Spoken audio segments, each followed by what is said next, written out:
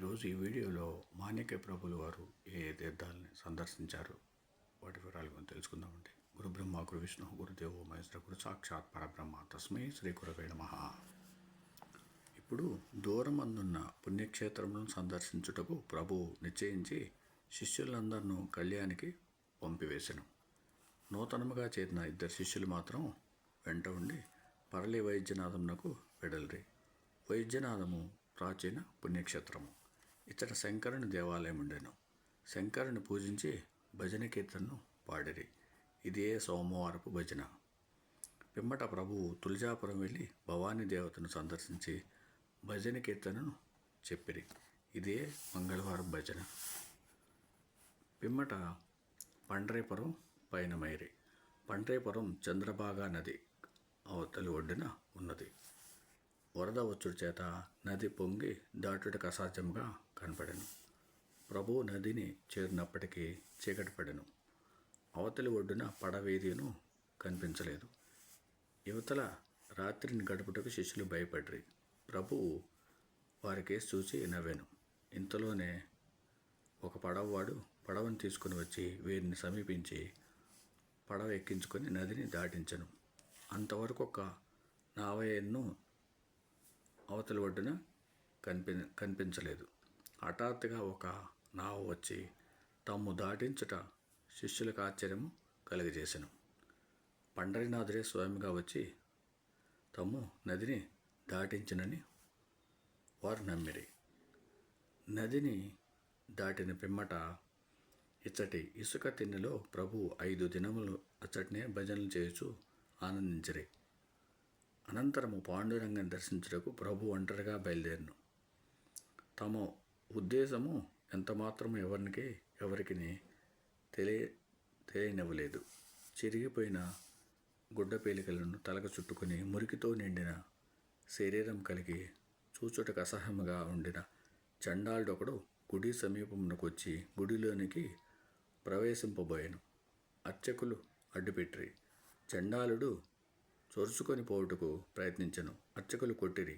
అంతలోనే పాండురంగని మెడలోని పూలహారము చండాలుని మెడలో కనిపించెను. పాండురంగడు తన స్థలంలో గజగజ వణుకుచుండెను. ఇంతలో కళ్యాణి నగరంలో మాణిక్య ప్రభులు వీరేనని తెలుసుకొండ్రి. అందరూ ప్రభు పాదం పడి క్షమాపణ వేడుకొండ్రి. ప్రభువు చిరునవ్వు నవ్వి భయం లేదని అభయమిచ్చెను. దాదా మనోహరుడను ఒక అర్చకుని ఇంటిలో కొన్ని దినములు ప్రభు బస చేసెను. ప్రభువు ఉన్న దినములలో వేల కొలది రూప్యములు ఖర్చుపడెను. వేల కొలది జనులు ప్రభు దర్శనార్థమై నిత్యం వచ్చుచుండరి. పండ్రేపురంను విడిచి పూనా మీదుగా గిరినాథ్కు ప్రభు వెడలిరి. పూనాలో శిష్యవర్గ అందరూ వారి ఇండ్లకు పంపివచ్చి ప్రభు ఒంటరిగా కాలినడకను గిరినాథ్ బయలుదేరి. గిర్నార్ అన్నమాట అది. ఇక్కడ ఏదో టైపింగ్ మిస్టేక్ తప్పబడింది. గిర్నార్ ఒక దత్తాత్రేయ స్థానము. బాబా గారి దయాల, మా గురువు గారి దయాల, దత్తాత్రేయ స్వామి దయాల నేను కూడా గిర్నార్ దర్శించానండి. కుదిరితే మీరు కూడా దర్శించండి. ఇచ్చటి నుండి బయలుదేరి ఉత్తర హిందూస్థానంలోని పుణ్యక్షేత్రములన్నీ దర్శించి కాశీ, ప్రయాగ, గయా, హరిద్వారము, గంగోత్రి, కేదారు, బద్రీనారాయణము వెళ్ళి మాహురి క్షేత్రం వచ్చిరి. పిమ్మట జగన్నాథం వెళ్ళి అచ్చటి నుండి బయలుదేరి తిరుపతి వచ్చిరి. అచ్చట కొన్ని దినములుండి వెంకటేశ్వరుని మీద భజన కీర్తన పాడిరి. ఇదే శుక్రవార భజన.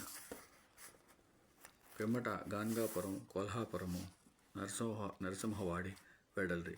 పిమ్మట మరొక దేశం వెళ్ళి మదోస వెళ్ళి కొన్ని దినములుండిరి. ఈ విధముగా భరతఖండంలోని పుణ్యక్షేత్రములన్నింటినీ దర్శించి ప్రభు కళ్యాణి వచ్చిరి. ప్రభువు యొక్క రాకకు కుటుంబంలోని వారందరూ సంతోషించిరి. ప్రభువు తీర్థయాత్ర చేయుచుండిన కాలంలో తాలూకాదారైన చిదంబరరావును నాయన నృసింహతాత్య వారిని హైదరాబాద్ తీసుకుని వెళ్ళి గొప్ప సన్మానం చేసిరి. చాలామంది హైదరాబాదు వాస్తవ్యులు కట్నములను కానుకలను సమర్పించిరి. వంశపారంపర్యముగా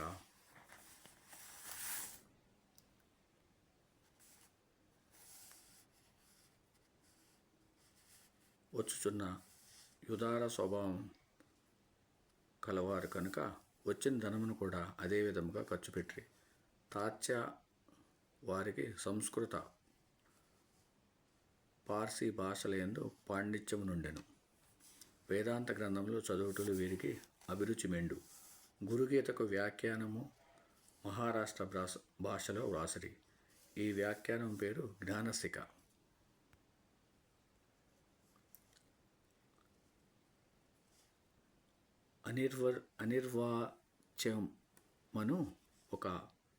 అనిర్వాచ్యమను ఒక వేదాంత గ్రంథమును స్వతంత్రముగా రచించిరి. కళ్యాణిలోని ప్రభువు శిష్యులి మండలి యొక్క యోగక్షేమాలను కాపాడుచుండరి. అన్నగారైన హనుమంతు దాదా ఒక మునీశ్వరుడు తపస్శాలి. శిష్యమండ యొక్క పారమార్థిక చింతను వీరు కాపాడుచుండరి. భక్త కార్య కల్పద్రుమ అను పదములతో ప్రారంభమగు ప్రభు బిరుదావళిని తాత్యావారు రచించి విద్వజ్జన యామోదమును బడిసిరి. ప్రభువును తన గాదిని ఒకదాన్ని కళ్యాణిలో స్థాపించవలసిందని తాత్యా వేడెను. ప్రభువు అంగీకరించి అటులనే చేసెను. ఆ శుభ సమయమున తాను రచించిన ప్రభు బిరుదావళిని తాత్యా మొదటిసారి చదివెను. అప్పటి నుండి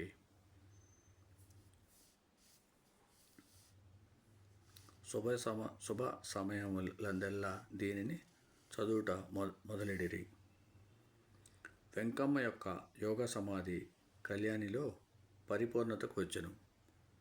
కళ్యాణిలో కొంతకాలం ఉన్న పిమ్మట గట్టంగొట్టి ఎను భయంకరారణ్యములోనికి ప్రభు వెడలెను.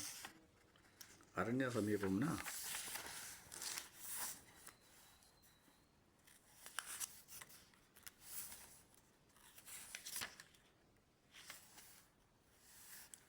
కర్కన్న హళ్ళి ఎను ఒక గ్రామం కలదు. బక్క ప్రభువుని సమాధి ఉండెను. ప్రభు ఆ సమాధికి మహాపూజ చేసి బక్క ప్రభువు మీద ఒక అష్టకమును చెప్పిరి. ఆ దినముల్లో యుద్ధము వచ్చుచున్నదని దేశమంతటా చెప్పుకొను దొడగిరి. అంటే అది సిపాయిల కలహం అన్నమాట. 1857 ఆ టైంలో. ఆ ప్రాంతంలో యుద్ధము జరుగుదనియను, ప్రజలు భయపడవలసిన పని లేదనియను ప్రభు అభయమిచ్చిరి. ఈ అరణ్యంలోనే సటకాలను తయారు చేసిరి. సటకాలన ప్రభావము గల కర్రలు. ప్రభు యందు గాఢ విశ్వాసం కలవారికి మాత్రమే ఈ సటకాలనిచ్చిరి. ఈ సటకా ఇంటి ఉంచుకున్న ఇంటిలోని ఇతర దేవతా విగ్రహములతో పాటు దీన్ని కూడా పూజించుండిన ఏ విధమైన అరిష్టమును రాక ఎల్లప్పుడూ శుభమే అగుచుండునని నమ్మిక. ప్రభు కరస్పర్శ చేసి ఈ సమయమున తయారు చేసిన సటకములు కొన్ని వేలెప్పటికీ మాణిక్య నగరములో ఒక గదిలో ఉంచబడి పూజింపబడుచున్నవి. ప్రభు విచ్చటి నుండి బయలుదేరి రేకులగి వెడల్రి.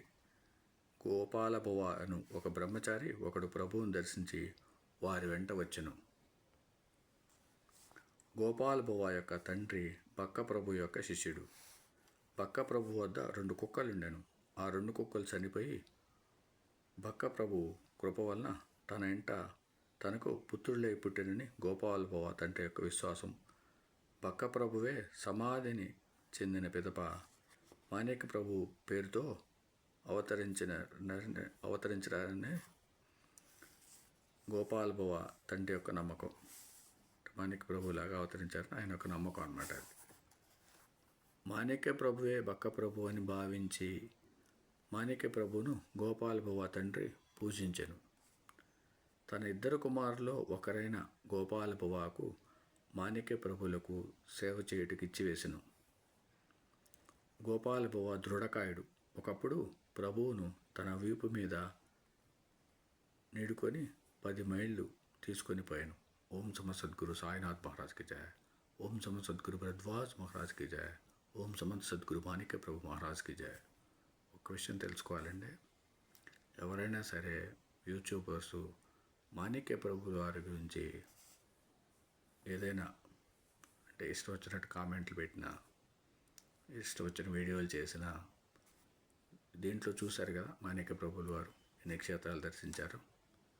అట్లాగే శంకర భగవాన్ని కీర్తించారు, వెంకటేశ్వర స్వామి కీర్తించారు. ఇవన్నీ చెప్పాలి. చెబితే అప్పుడు ఆ మాణిక్య ప్రభు వారు దత్తాత్రేయ స్వామి 3వ అవతారం కాబట్టి అప్పుడైనా తెలుసుకుంటారు.